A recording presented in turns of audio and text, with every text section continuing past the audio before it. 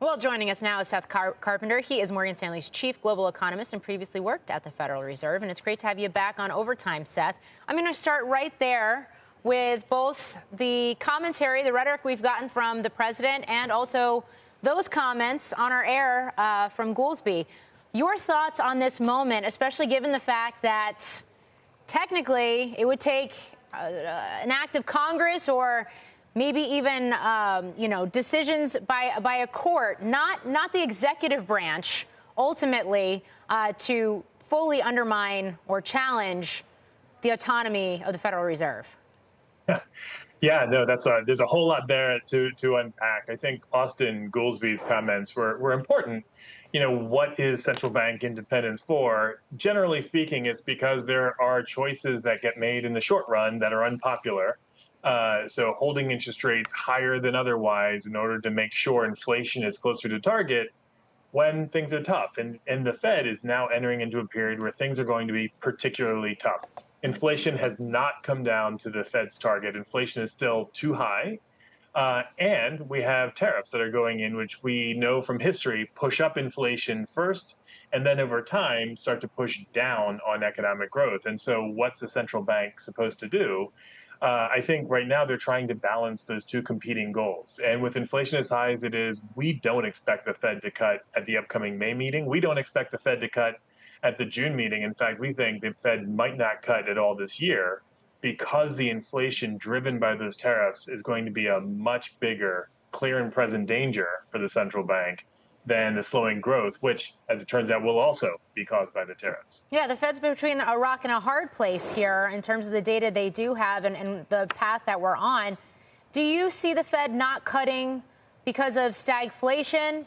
What happens if we tip over into a recession? Does that change the equation? It does change the equation. I think the way I like to explain it to our clients, the way I like to explain it to folks who are interested, is the Fed's got these two competing objectives. They want inflation to get back down to 2%. On the other hand, they want growth to be sustained. They want employment to be sustained. And so how do you balance those two?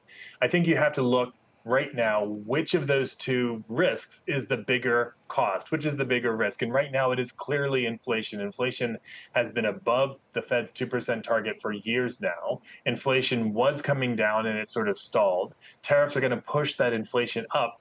Whereas we came into this year with a very strong economy. The unemployment rate's at 4.1, 4.0, 4.2%, very strong labor market, very strong economy. And so with all the available data right now, it is clear inflation is the bigger risk.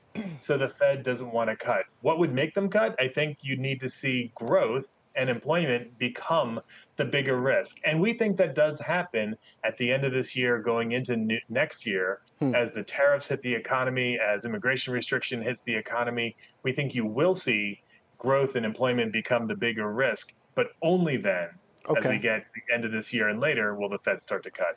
Seth, with dollar weakness, higher yields, is this a sell America trade that we're seeing or just a pocket of turbulence?